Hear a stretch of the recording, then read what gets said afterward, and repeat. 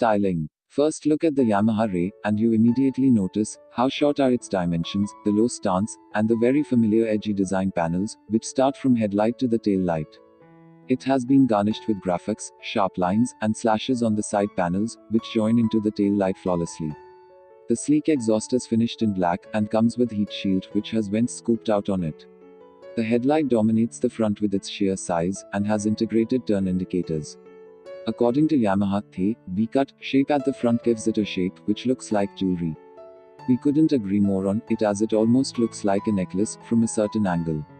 The three different colors used on the Yamaha Ray, the grey colored fox, and the body color gets all the attention.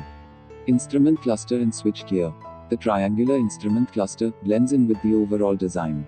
It uses clear lens for superior visibility, be it day or night. At the top there is the analog speedometer, with trip meter in the middle. The solitary turn indicator lights and the high beam indicator give a digital feel when lit. The lower part has the fuel gauge. The needles used in these gauges are very distinct and finicky. The speedometer needle hops around while it indicates the current speed.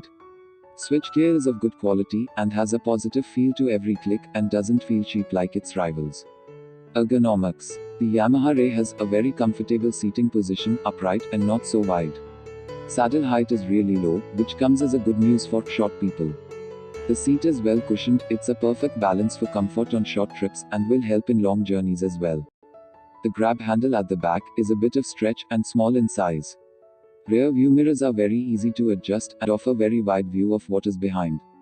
Performance and gearbox. A feather touch to the self-start, and the 113cc 4-stroke scooter comes to life in a very smooth manner. Startup sound is very soothing to the ears.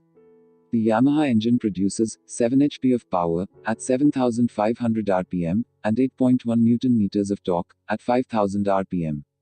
Since the Yamaha Ray weighs just 104 kgs, the scooter feels peppy, and acceleration is brisk up to 60 km per hour, despite a pillion on board, after which the scooter struggles to reach 75 km per hour. Power delivery is peppy, and the throttle responds to riders' inputs quickly.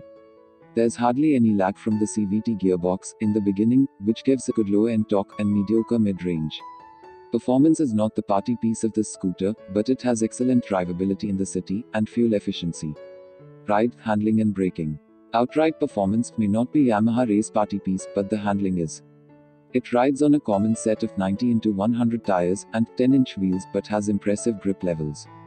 The chassis is stiff, and the engine being a stressed member, it offers massive confidence when pushed into corners.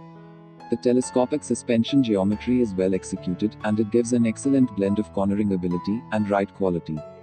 Ride quality at the front is stiff, and you tend to feel the bumps at low speeds, but as speed builds up, the suspension stays flat. The pillion is always comfortable because the rear suspension is slightly soft. The Yamaha Ray sets a benchmark when it comes to handling because of the reassuring Yamaha DNA it carries along. The 130mm drum brakes at the front and rear do a splendid job of slowing you down from higher speeds.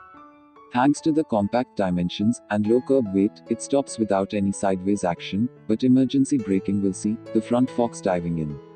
Maneuvering in the city is a hassle-free job. U-turn radius is short, and it's very nimble and agile in the city, thanks to the short wheelbase and reassuring front suspension, which doesn't even let you down while making quick high-speed lane changes.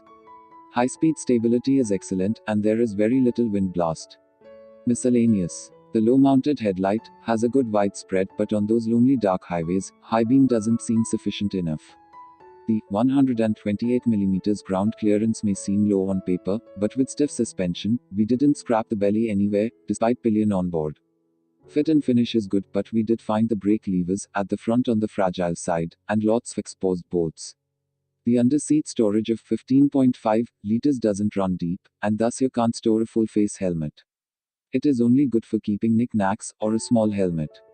The hook, which is placed above the floorboard in most scooters, makes it way on the top in the Yamaha Ray, convenient if you are carrying edible stuff, so your feet don't touch them, and also useful if you are carrying longer bags. The leg shield does protrude sometimes when you exit the scooter in a hurry, although it will vary with different people with different sizes. Side stand and rear view mirrors come as standard fitment.